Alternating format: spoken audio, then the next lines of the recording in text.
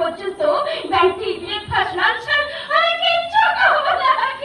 কেন কেন খাবে না মা? তুমি যদি না খাও তখন তোমার শরীর খারাপ করবে। আবার কাঁদতে শুরু করে দিলে। কি হলো মা? কি হলো বলো? কাঁদছো কেন? বলো মা, বলো বলো বলো। তুই এসেছিস বাবা পবিত্র? কি আর বলবো বাবা, কিছু বললে যে লোকে বলবে শাশুড়ি হয়ে বৌমার পেছনে লাগছে।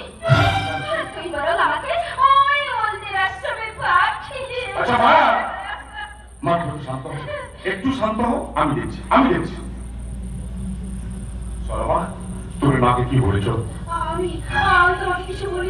মা এভাবে কাঁদছে কেন? উনি কি সত্যি সত্যি কাঁদছেন? না না না কাঁদছেন।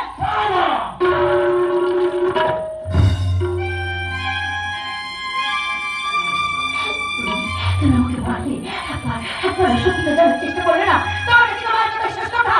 আমি বলছি আমার কথা কোনো বললো নেই তোমার কাছে। তোমার কোনো কথা বললো আমার কাছে নেই? আমার কাছে আমার মায়ের কথাই শেষ কথা। বলো তোমা, বলো কি হচ্ছে বলো। কি আর বলবো বাবা, তুই তো জানিস সকাল সকাল ব্যাংকি না খেলে আমি লাভই মেটাই না। তাই বৌমাকে আমি কত করে রিকোয়েস্ট করলাম কুইক করে আমার জন্য এক কাপ ব্যাংকি নিয়ে এসো। কি হলো? বৌমা রেগে মেগে আমার জন্য ঠান্ডা ব্যাংকি নিয়ে এসে বললো এই না মা। আর আমি ঠান্ডা বলতে যেতে আমাকে যা নয় তাই বলে বললো বাবা। মা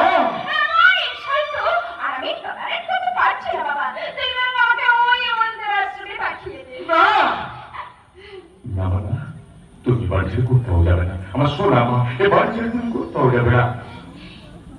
বাড়ি থেকে বেরিয়ে যদি যেতে হয় তাহলে শর্মা, এই শর্মা বাড়ি থেকে বেরিয়ে যাবে।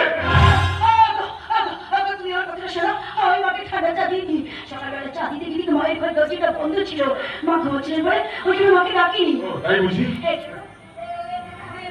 খাওয়া চেয়ে নিচ্ছি মা। খাওয়া দেবেন মা, আপনি আমায় খাওয়া দেবেন। আর এখন পায়ের তলায় বসে বকো।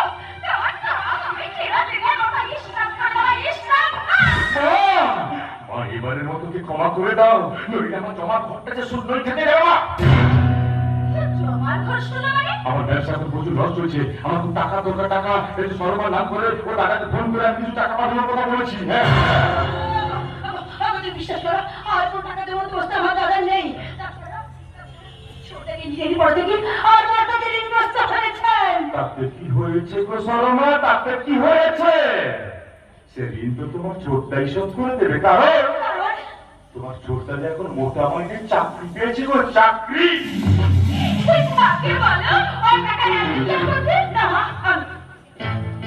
আমি আর টাকাটি দাদার কাছে বলতে পারবো না, কারণ আপনার ছেলে বিদেশে নাম তো আমি অনেকবার দাদার কাছ থেকে টাকা নিয়ে গিয়েছে। সব খুলে দিয়েছে।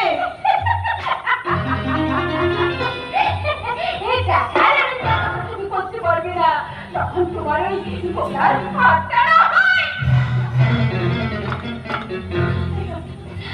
তোমার বিশিষ্ট বলবো ওটা কেড়ে নেবেন না মা, ওটা কেড়ে নেবেন না। নিশ্চয়ই খারাপ জানি না তখন আপনি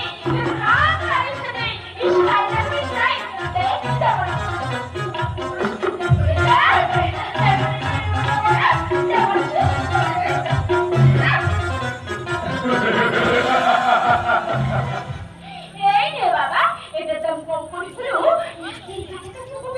এটা বিক্রি করে আমাদের তো 10টা নিয়ে নে। না বাবা, এটা এখন তোমার কাছেই থাক। ওর দাদা যদি টাকা না পাঠায় তাহলে হাতটা বিক্রি করেই না হয়।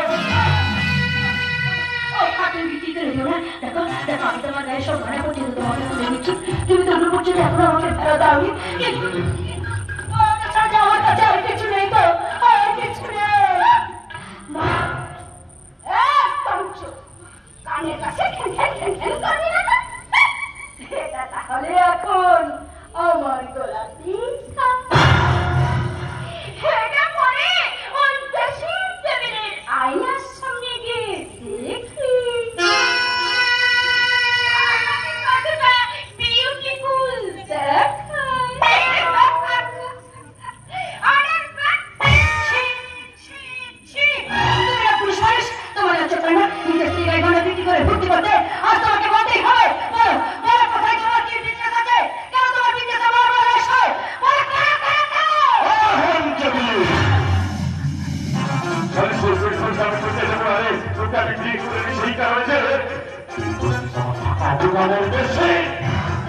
Yes! যতদিন তুই সোজা পথে সুস্থভাবে আমাকে টাকা এনে দিতে পারবি ততদিন তুই এখানে সুস্থভাবে বাঁচতে পারবি আর তা যদি না করিস সবিতা রাত্রি বেড়ে এত বাজারে নামিয়ে দেবো বাজারে চমৎকার! এই হলো পুরুষ মানুষ।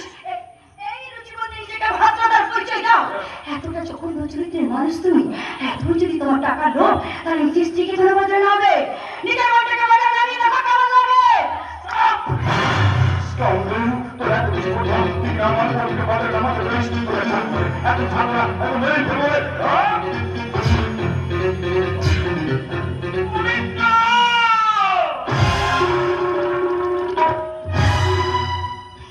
আমার বোনের গায়ে আরেকটা অসৎ বলে আমি কিন্তু ভুলে যাবো যে তুমি আমার জামাই বাবু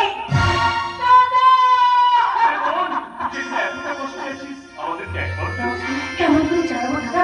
যাতে ছাড়া তোমরা কষ্ট দিতে তাই তো এতদিন আমি সবকিছু সহ্য করেছি দাদা, কিন্তু আজ আমার সবকিছু বাদ ভেঙে গেছে। তোমার কাছে হাত জোড় করে অনুরোধ করে বলছি দাদা, এবার তোমরা কিছু টাকা করো না, কিছু টাকা। নিশ্চয় করবো, ইচ্ছে করে দুটো হাত আমি মুখে থেকে বেঁধে রাখতাম, কিন্তু না আইনের পথে তুলে দেবো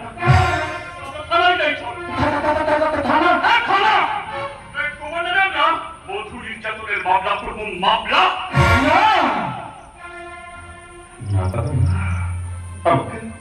আমাকে এতগুলো শাস্তি আপনি দেবেন না দাদা আমি স্বীকার করছি আজ পর্যন্ত সলমান প্রতি যত কাজ করেছি সব পাপ কাজ করেছি গো দাদা সব অন্যায় কাজ করেছি তার কোনো ক্ষমা হয় না গো দাদা শর্মা এই শর্মা স্বামী আজ পর্যন্ত তোমার প্রতি কোনো কর্তব্য করতে পারিনি গো শর্মা দাদা একটি বার আমার সুযোগ দিয়ে দেখুন না দাদা একটি বার আমার বিশ্বাস করে দেখুন না আপনার এই অমানুষ জানোয়ার জামাইটা আর সত্যিকারের মানুষ হতে পারে কিনা আমি জানি খালি যা গেছি আমার কৃতকর্মের কোনো ক্ষমা হয় না শর্মা এই শর্মা আমি তোমার কাছে হাত জোড় করে অনুরোধ করছি শর্মা হ্যাঁ হাত জোড় করে অনুরোধ করছি স্বামী হয়ে আজ পর্যন্ত আমি তোমার প্রতি যত আঘাত করেছি কতগুলো আঘাত আমি নাও শর্মা মারো শর্মা এই মেয়েটার জন্য কত বিখ্যাত হলো মারো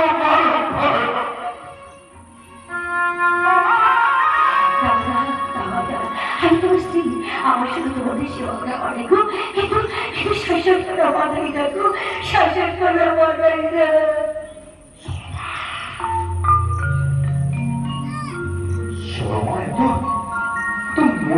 তুমি এত সুন্দর তোমার মন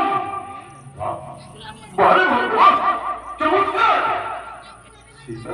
সহযোগীকে কাছে পেয়েও আমি গ্রামের মতো স্বামী হতে পারলাম না শর্মা আমি গ্রামের মতো স্বামী হতে পারলাম না শুধু রমণী থেকে গেলাম বিশ্বাস করো শর্মা আমি গ্রামের মতো স্বামী হতে পারলাম না শুধু রাবণী থেকে গেলাম রাবণী তুমি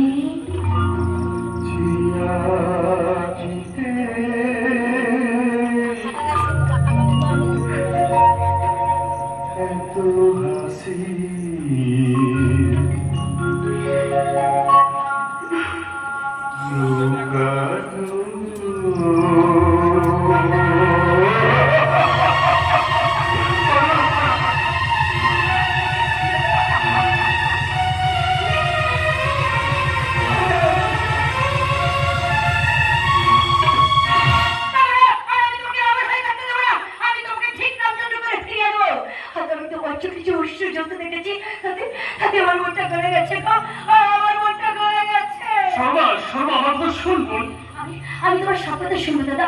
আজ আমার জীবনের সবচেয়ে বড় আনন্দের দিন, তাই আজকে দিন আমরা সবাই মিলে আনন্দ করবো। আনন্দ তুমি বসো, আমি তোমার জন্য জল খাবার আনছি। পবিত্র এই পরিবর্তন থেকে আমার ভীষণ আনন্দ হচ্ছে কেন মনে হচ্ছে সবাই এবার খুঁজে পাবেন একটা নতুন জীবন করতে হলে একটা নতুন জীবন সাথী প্রয়োজন হয় করন্দা। তোমার লাইফে তো জীবন অভাব নেই পল্লবী, তাদের মধ্যে কাউকে তুমি তোমার মনের জীবন সাথী বানিয়ে নাও। আমার মতো একজন হ্যান্ডসাম ইয়াং ম্যান হাতের কাছে থাকতে অন্য কাউকে কি মনের জীবন সাথী ভাবতে মন চাই তার? তোমাকে আমি আমার জীবন সাথী করবো বলে ভাবছি। কি বলে? তোমার মনের সাথে আমার মনটাকে স্পাচ করে তোমার সাথে আমি একটু দুষ্টু মিষ্টি খেলা খেলতে চাইছি। নির্লজ্জের মতো নিজের শরীরটাকে সস্তা ভেবে পর পুরুষের কাছে বিলিয়ে দেওয়াটা কোনো ভালোবাসা নয় পল্লবী, ওটা একটা সর্বনাশের নেশা। যৌবনের মশলা সাজিয়ে শুধুমাত্র ঘুরতে ধরা যায়, কিন্তু ভালোবাসা পাওয়ার মতো কোনো ভালো মানুষ কখনো ধরা যায় না পল্লবী, ধরা যায় না। বেঁচেছি ভালো শুধু তোমাকে, ভালোবাসি আজও তোমাকে, বাসবো ভালো চিরদিন শুধু তোমাকে, শুধু তোমাকে, শুধু তোমাকে। বেঁচেছি ভালো শুধু তোমাকে, ভালোবাসি আজও তোমাকে, বাসবো ভালো চিরদিন শুধু তোমাকে, শুধু তোমাকে, শুধু তোমাকে।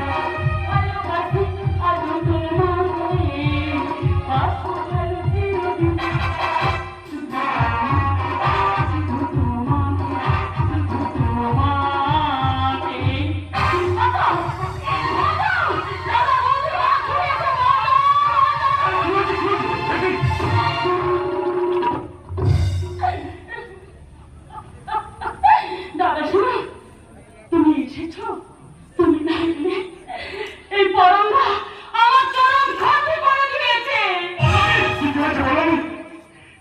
এই লম্পট আমার মা ইজ্জত সব লুটে নিয়েছে। সব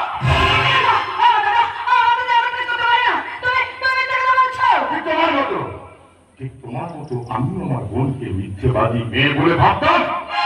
যদি আমি ঘটনাটা নিজের চোখে দেখতাম। যা দেখেছেন সেটা একটা মিথ্যে নাটক। নাটক? হ্যাঁ, নাটক। আর যে নাটকে আপনারা করে বলি অসভ্য পল্লবী আমার চরিত্রের চরিত্রহীনতার কালি ছিটিয়ে দিয়েছে। কালি? চরিত্রহীনতার কালি তো আপনি আমার বোনের চরিত্রে ছিটিয়ে দিয়েছেন দাদা।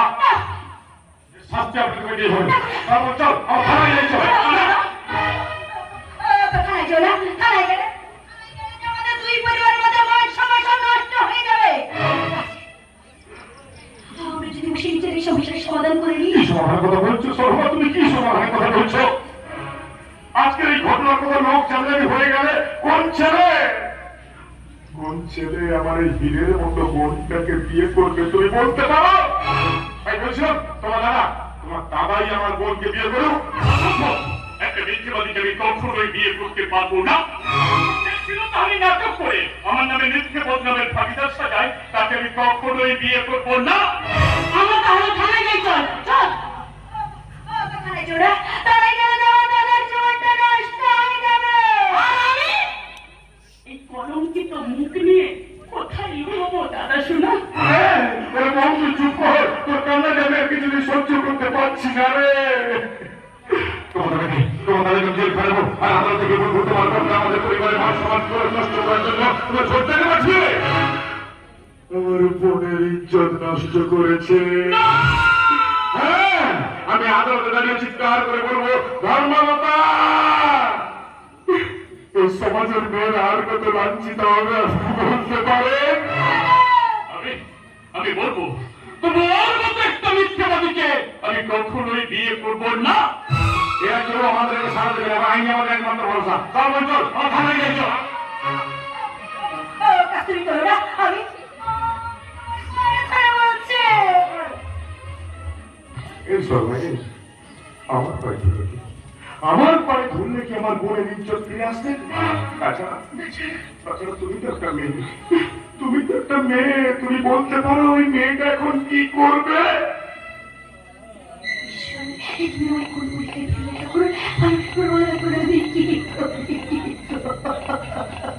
শর্মা, শর্মা,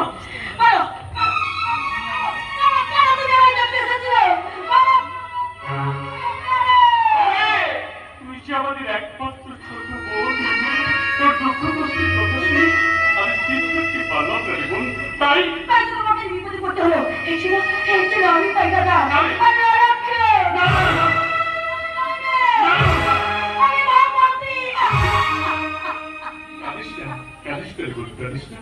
এই চোখে চল আমার যা হয় হোক, আমার মতো একটা মেয়েকে আমি কখনোই বিয়ে করবো না।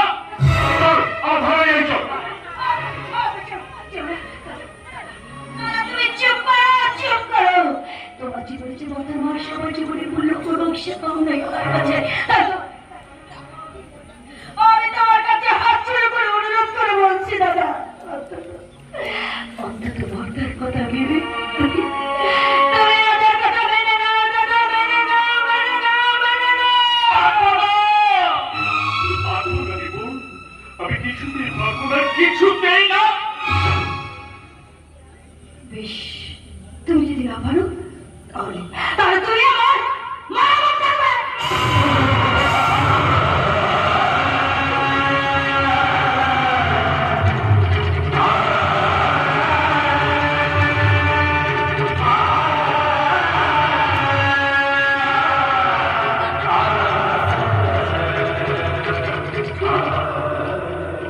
ওরে বোন, তুই আমার কথা কখনো মুখে আনবি না রে। বেশ, তাই হবে রে বোন। তোর কথা ভেবে, সম্মানের কথা ভেবে, আর আমার স্বর্গীয় ভালোবাসার অপমৃত্যু ঘটিয়ে আমি